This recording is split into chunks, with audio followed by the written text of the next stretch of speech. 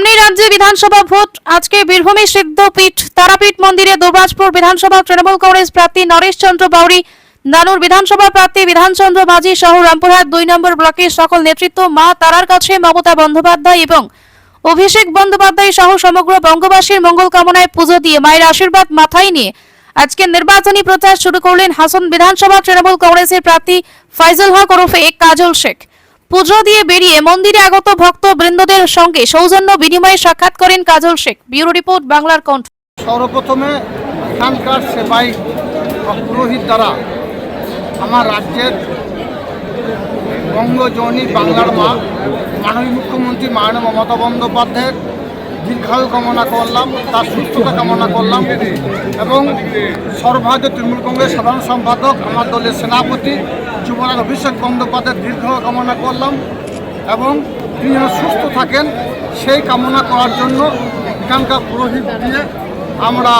পুজো পাঠ করালাম, মায়ের কাছে আরাধনা করালাম। সঙ্গে সঙ্গে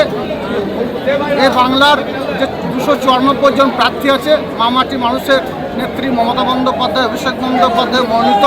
প্রত্যেকটি প্রার্থীর জন্য জয়যুক্ত হয়, সেই জন্য মায়ের কাছে আরাধনা করেছি এবং এ বাংলায় জাতি ধর্ম মতবাদ নির্বিশেষে সকল সম্প্রদায়ের মানুষের উন্নয়নের স্বার্থে মাননীয় মুখ্যমন্ত্রী মাননীয় মমতা বন্দ্যোপাধ্যায় যেভাবে একের পর এক জনমুখী প্রকল্প বাস্তবায়িত করে সারা বাংলার সারা ভারতবর্ষের যে অঙ্গরাজ্যগুলি আছে তার নিরিখে বাংলাকে এগিয়ে নিয়ে গেছেন, সেই বাংলা যেন পিছিয়ে না যায়, এই বাংলার সেই জনমুখী প্রকল্পগুলো যেন বন্ধ না হয়ে যায়, সেজন্য সারা বাংলার মানুষ যেন মমতা বন্দ্যোপাধ্যায় অভিষেক বন্দ্যোপাধ্যায় মনোনীত প্রার্থীদের লাইনে দাঁড়িয়ে ভোট দেয়, নিজের ভোট নিজে দেয় এবং বাংলার উন্নয়নের ধারাকে অব্যাহত রাখে, সেজন্য মায়ের কাছে প্রার্থনা করলাম। এবং বাংলার বুকে আমরা হিন্দু মুসলমান শিখ খ্রিস্টান ইসাই সমস্ত সম্প্রদায়ের মানুষ এক ছাতার তলায় আছি মাননীয় মুখ্যমন্ত্রী মাননীয় মমতা বন্দ্যোপাধ্যায়ের নেতৃত্বে এবং অভিষেক বন্দ্যোপাধ্যায়ের সেনাপতিত্বে আমরা এভাবেই যেন হিন্দু মুসলমান শিখ খ্রিস্টান ইসাই একসঙ্গে থাকতে পারি, আমাদের মধ্যে কোনো ভেদাভেদ না থাকে, আমাদের মধ্যে জাতিগত ধর্মগত বর্ণগত কোনো ভেদাভেদ যারা সৃষ্টি করার চেষ্টা করছে তারা যেন